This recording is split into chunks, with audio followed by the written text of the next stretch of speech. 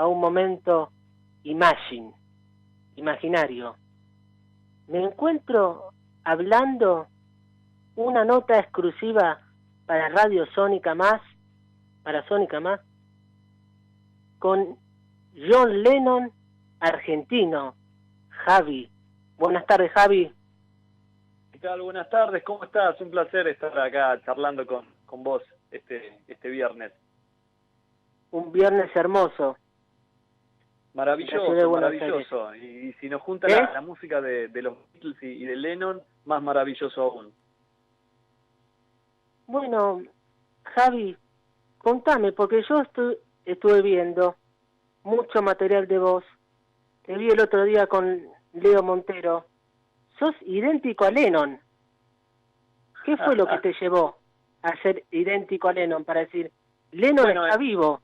Y mira, en realidad eso se tendría que preguntar a mi madre por dónde anduvo, pero bueno, son cuestiones de que uno ya tiene el parecido físico y después tiene que ver un trabajo, un estudio que uno hace para que se pueda concretar el hecho artístico de recrear una persona. Calculá que el idioma nuestro es el español, entonces es estudiar el idioma inglés sumado al acento puntual de la zona de Liverpool que tenía en el Scouts, sumado a la voz que tenía John al hablar y la voz que tenía al cantar, que eran distintas maneras de colocar la voz, y después todos sus manerismos y su gestualidad que tengo que estudiar y que lo vengo estudiando hace mucho tiempo.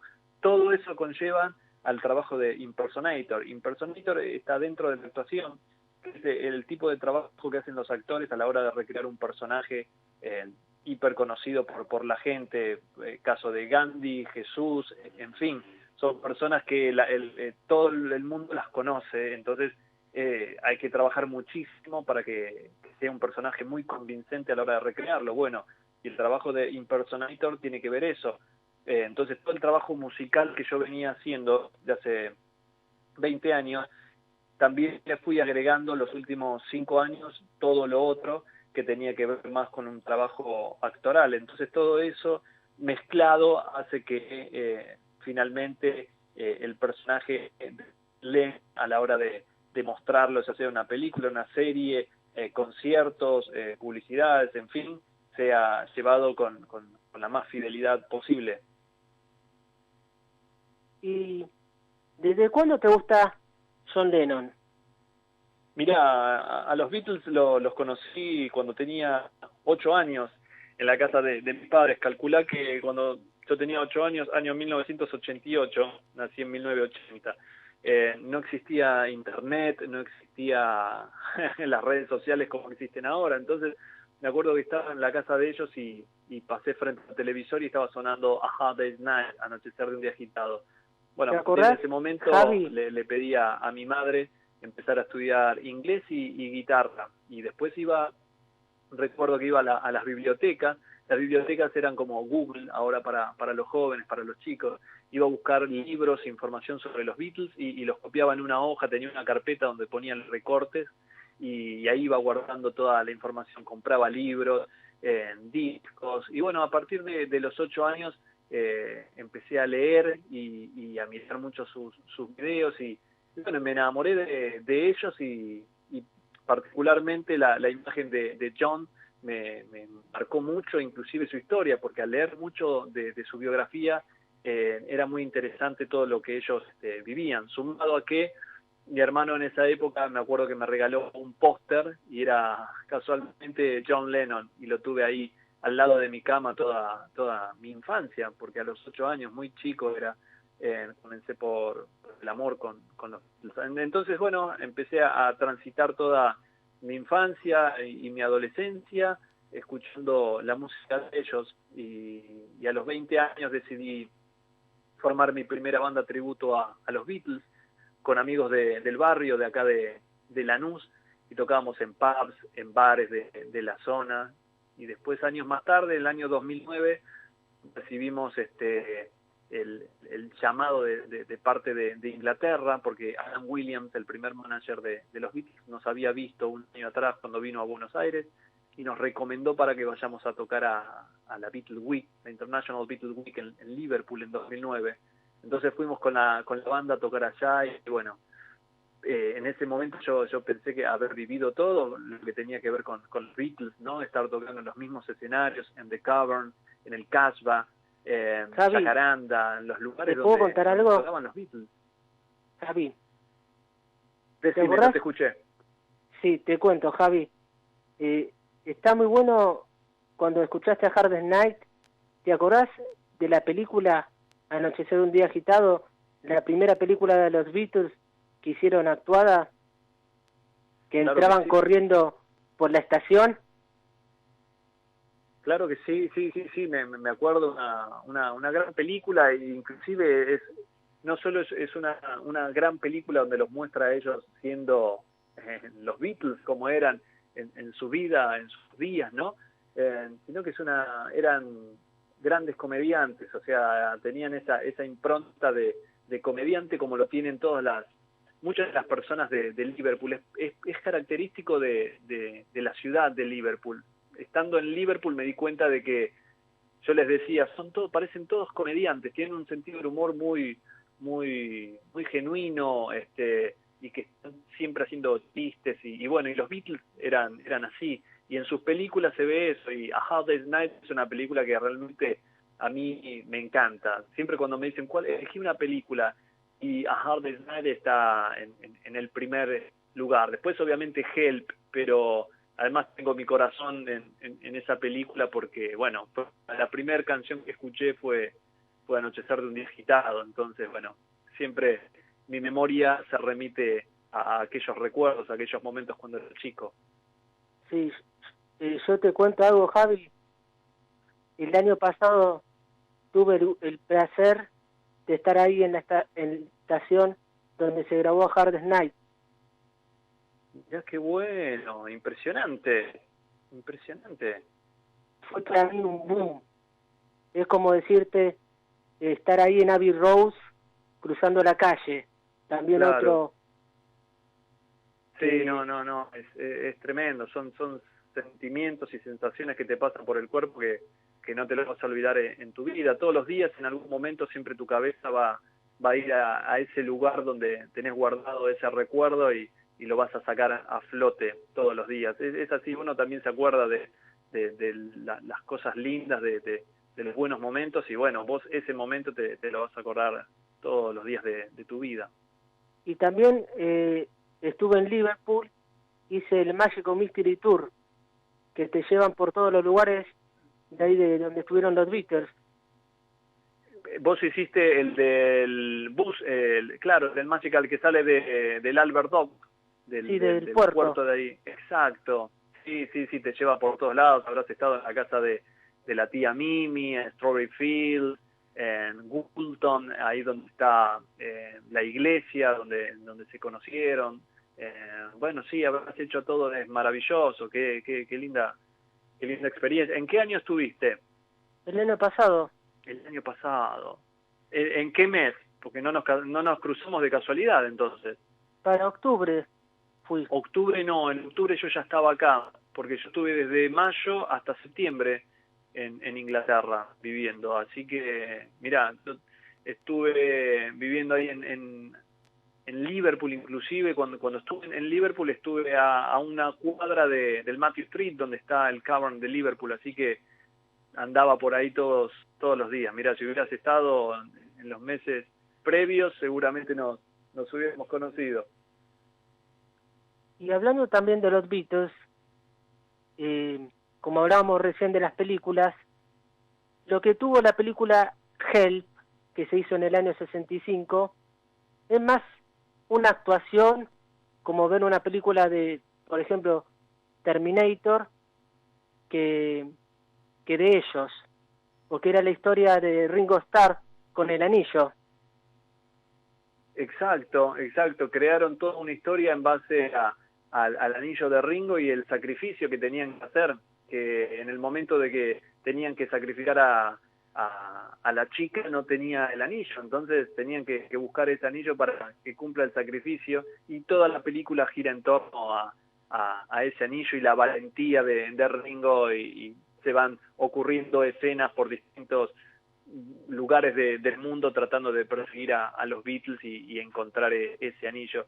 Historia muy muy disparatada, pero es una comedia interesante. Pero es como decís vos, no es A Hard Day's Night que muestra la vida de ellos como si estuvieran de gira, sino que gira en torno a Ringo y al anillo. Como también decirte Magical Mystery Tour, que es una película de 50 minutos que muestra un viaje en micro nada más. Sí, es una película ácida.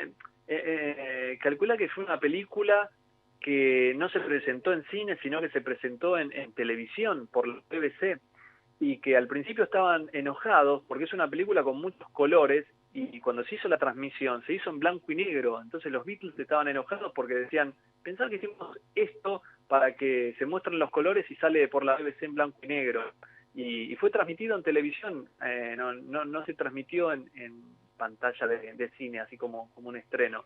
Pero bueno, sí, es una película extraña, muy muy ácida, muy psicodélica. Es como se van sucediendo situaciones y cosas a través de ese viaje.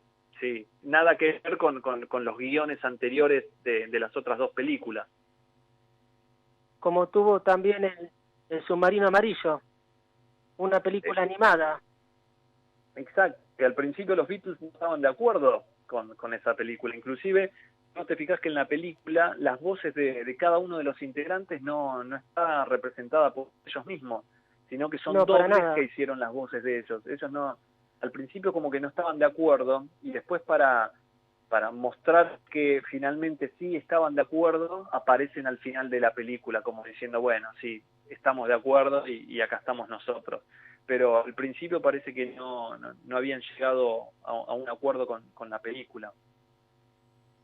Pero yo siento que la película El Submarino Amarillo fue un poco más el boom comparado con las otras películas de los Beatles.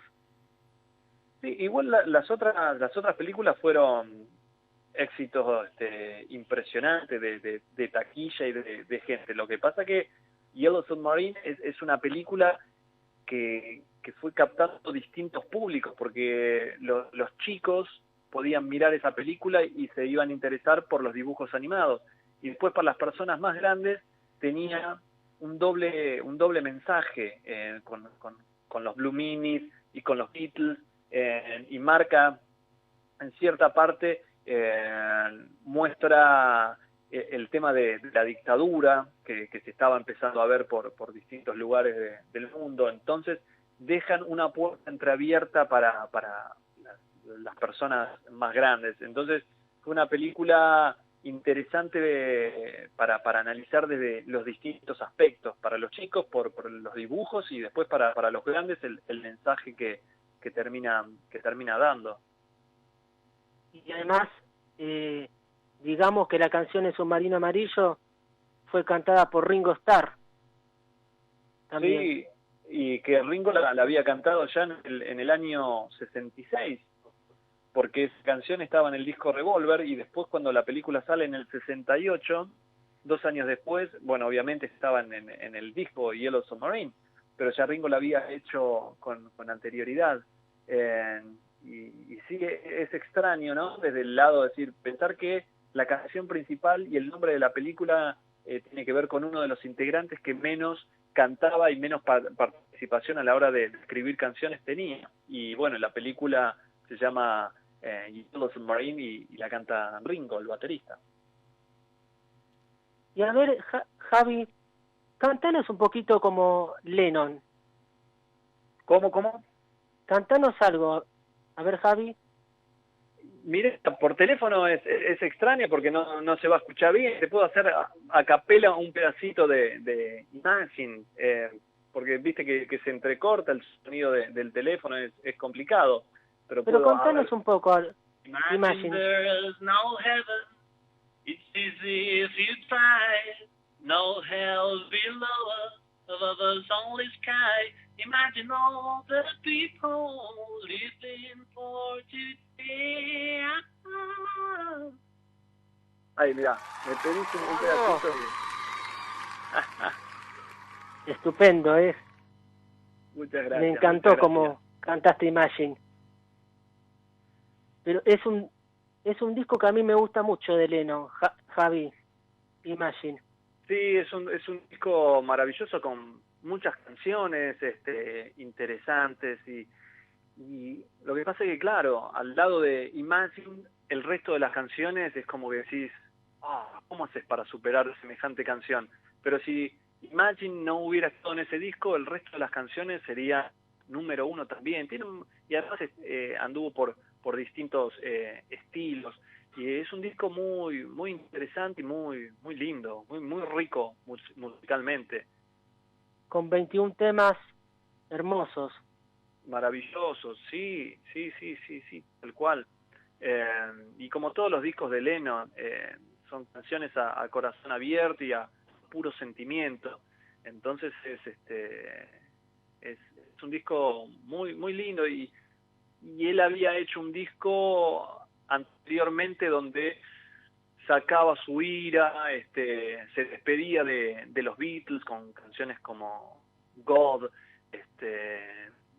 canciones como Mother, disco previo, no Imagine.